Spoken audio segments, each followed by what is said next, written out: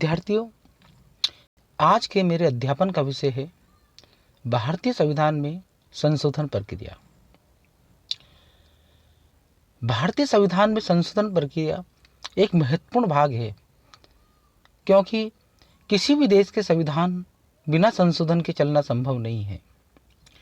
संविधान का निर्माण प्रत्येक देश के द्वारा जिस समय किया जाता है, जिन परिस्थितियों में किया जाता है और जो भी संभव होता है, उन्हें संविधान में स्थान दे दिया जाता है। लेकिन समय, काल, परिस्थिति के अनुसार कुछ ऐसी उपबंध होते हैं जिन्हें हटाना पड़ता है और ऐसे कुछ उपबंध होते हैं जिन्हें संविधान में जोड़ना पड़ता है। संविधान में उपबंधों को हटाने और जोड़ने की प्रक्रिया को संविधान संशोधन प्रक्रिया कहते हैं। विश्व में प्राय 3 प्रकार की संविधान संशोधन प्रक्रिया देखने को मिलती है। पहली, संविधान संशोधन की कठोर प्रक्रिया। दूसरी, संविधान संशोधन की लचीली प्रक्रिया। और तीसरी, संविधान संशोधन की कठोर एवं लचीली प्रक्रिया।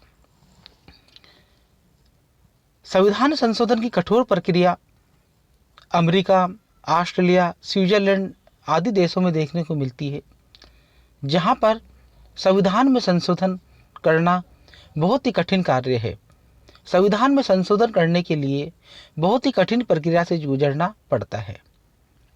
और लचीली प्रक्रिया वह प्रक्रिया है जिसके द्वारा संविधान में संशोधन आसानी से किया जा सकता है, ज़्यादा कठिनाइयों का सामना नहीं करना पड़ता है।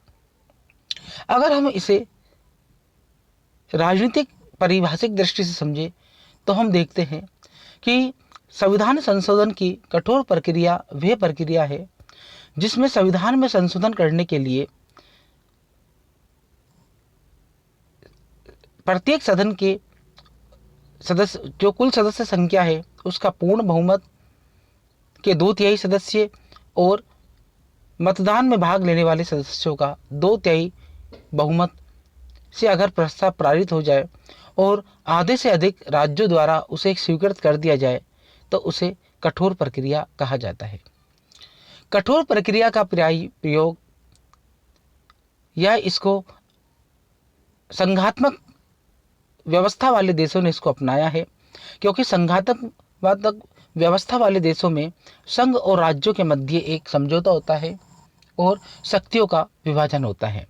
तो ऐसी स्थिति में केंद्र निरंकुश ना हो जाए और मनमाने तरीके से संशोधन ना कर दे, इसलिए राज्यों को संविधान संशोधन की प्रक्रिया में महत्वपूर्ण भूमिका या स्थान प्रदान किया गया है।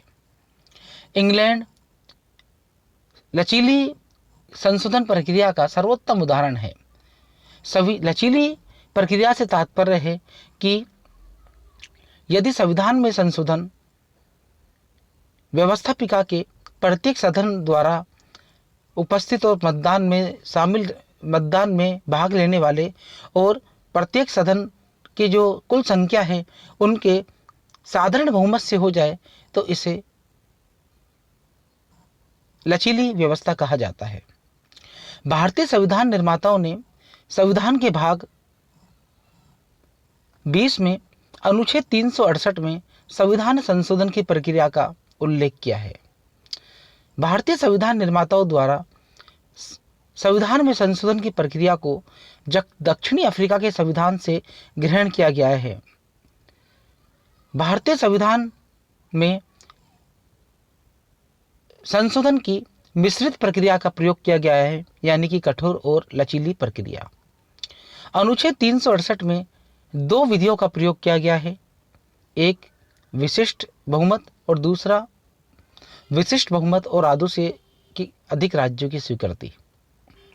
लेकिन संविधान के कुछ ऐसे उपबंध हैं जिनसे हमें ज्ञात होता है कि संविधान के कुछ भागों में संशोधन साधारण प्रक्रिया से भी किया जा सकता है। इसलिए हम संविधान संशोधन की 3 प्रक्रियाओं का अध्ययन करेंगे। पहला साधारण प्रक्रिया, दूसरा विशिष्ट प्रक्रिया और तीसरा विशिष्ट प्रक्रिया एवं आधे से अधिक राज्यों की स्वीकृति। पहली जो प्रक्रिया है साधारण प्रक्रिया, संविधान में इसका उल्लेख नहीं है, केवल संविधान में अनुच्छेद 368 में इसका उल्लेख नहीं है। संविधान के कुछ ऐसे प्रारूप है या कुछ ऐसे अनुच्छेद है जहाँ पर हमें इस प्रक्रिया को देखने को मिलता है। साधारण प्रक्रिया से तात्पर्य ये है कि संविधान के अधिकांश भाग में संशोधन प्रत्येक सदन की कुल सदस्य संख्या के साधारण बहुमत से ही हो जाता है। यानी कि संविधान के कुछ ऐसे भाग हैं जैसे राज्यों की सीमाओं में परिवर्तन करना, उनके नामों में परिवर्तन करना, द्वितीय सदन का गठन करना, नागरिकता, अनुसूचित जाति और जनजाति संबंधी प्रावधान, संसदीय विशेषाधिकार, संसदीय गणापूर्ति आदि ऐसे उपबंध है जिसमें संशोधन साधारण प्रक्रिया से ही हो जाता है। यानी कि संविधान संशोधन संबंधी कोई अगर प्रस्ताव किसी सदन में रखा जाता है और वो सदन उसे अपने कुल सदस्य संख्या या मतदान में भाग लेने वाले या उपस्थित सदस्यों के साधारण बहुमत से पारित कर दे तो द्वितीय सदन में जाता है। और द्वितीय सदन भी यदि इसी प्रक्रिया से उसे पारित कर दे तो राष्ट्रपति के पास जाता है और राष्ट्रपति की स्वीकृति से संविधान में संशोधन हो जाता है। इसे साधारण प्रक्रिया कहा जाता है और संविधान में इसका उल्लेख नहीं है।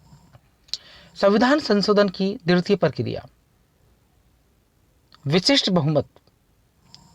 इस प्रक्रिया से तात्पर्य यह है कि संविधान में संशोधन के लिए विशिष्ट बहुमत यानी कि संसद के प्रत्येक सदन के कुल सदस्य संख्या का 2/3 बहुमत और संसद में उपस्थित और मतदान में भाग लेने वाले सदस्यों का 2/3 बहुमत से संविधान में संशोधन होता है।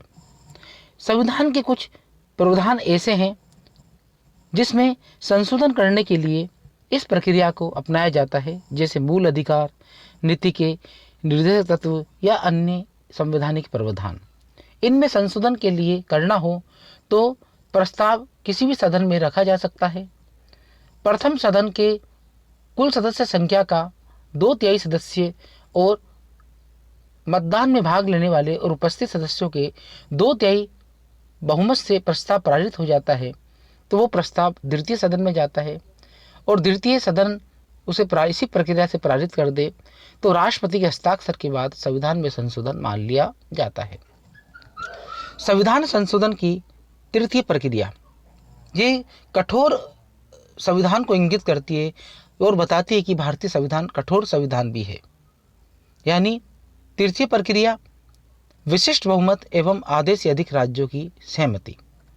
इस प्रक्रिया से तात्पर्य यह है कि अगर संविधान के कुछ ऐसे प्रावधान जैसे राष्ट्रपति का चुनाव, राष्ट्रपति के चुनाव की पद्धति, कार्यपालिका शक्ति का विस्तार, राज्यों की कार्यपालिका शक्ति का विस्तार, संघीय क्षेत्रों के लिए उच्च न्यायालय की स्थापना, संघीय न्यायपालिका, राज्यों में उच्च न्यायालय, संघ तथा राज्यों में विधायी संबंध या 7वीं अनुसूची का कोई विषय, इन विषय से संबंधित अगर संविधान में संशोधन करना है तो उसके लिए प्रस्ताव किसी भी सदन में रखा जा सकता है और प्रथम सदन कुल सदस्य संख्या के 2/3 सदस्य एवं मतदान में भाग लेने वाले और उपस्थित सदस्यों के 2/3 बहुमत से उसे पारित कर देता है तो वो प्रस्ताव द्वितीय सदन में जाता है और द्वितीय सदन भी इसी प्रक्रिया से पारित कर देता है तो ऐसा प्रस्ताव भारत के विभिन्न राज्यों के पास जाएगा और आधे से अधिक राज्य की विधानसभाएं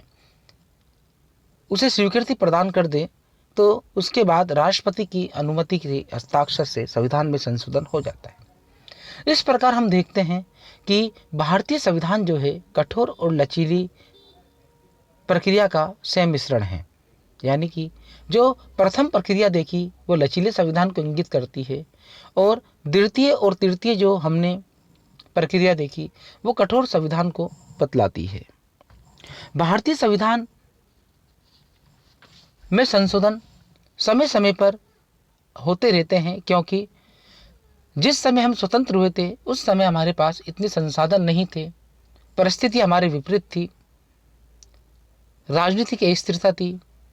उस स्थिति के अंदर संविधान निर्माताओं ने जो संभव हुआ वो हमें मूल संविधान में दे दिया, लेकिन समय के अनुसार हम देखते हैं कि संविधान में संशोधन हुए और वर्तमान में लगभग 120 से अधिक संविधान संशोधन हो चुके हैं।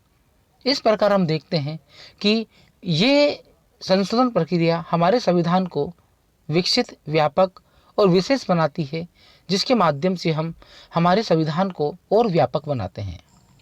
संविधान संशोधन प्रक्रिया की कई आधारों पर आलोचना भी की जाती है कि पहला कि संविधान संशोधन में जनमत की उपेक्षा की जाती है, यानी कि कुछ राष्ट्रों के अंदर संविधान में संशोधन करने के लिए वहाँ के लोगों की सहमति भी ली जाती है, जनमत संग्रह भी कराया जाता है।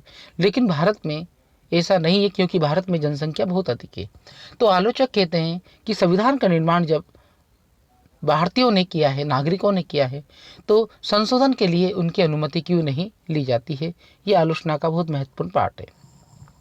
दूसरा कि यदि किसी विषय पर दोनों सदनों में मतभेद हो जाए संविधान संशोधन संबंधित, तो उसके संबंध में कोई प्रावधान नहीं है। भाई साधारण विधेयक के संबंध में तो अनुच्छेद 108 ये कहता है कि अगर किसी विषय पर मतभेद हो जाए तो दोनों सदनों की संयुक्त बैठक राष्ट्रपति बुला सकता है। लेकिन विशिष्ट बहुमत और विशेष बहुमत एवं आधे से अधिक राज्यों की स्वीकृति, इन दो प्रक्रियाओं में के संबंध में संविधान में संशोधन करना हो और दोनों सदनों में विवाद हो जाए, तो ऐसी स्थिति में संयुक्त बैठक का प्रावधान नहीं है।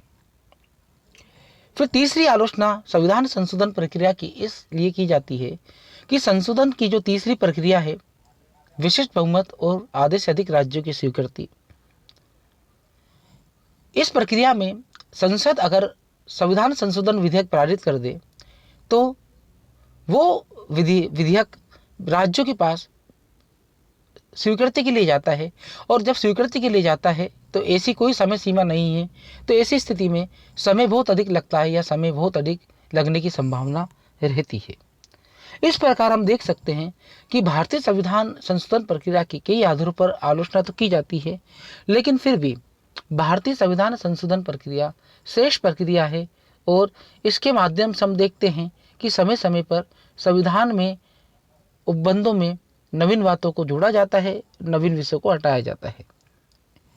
इस तरह संविधान संशोधन प्रक्रिया हमारी श्रेष्ठ प्रक्रियाओं में से एक प्रक्रिया है, जो हमारे संविधान को एक व्यापक संविधान, एक विशेष संविधान का भान कराती है।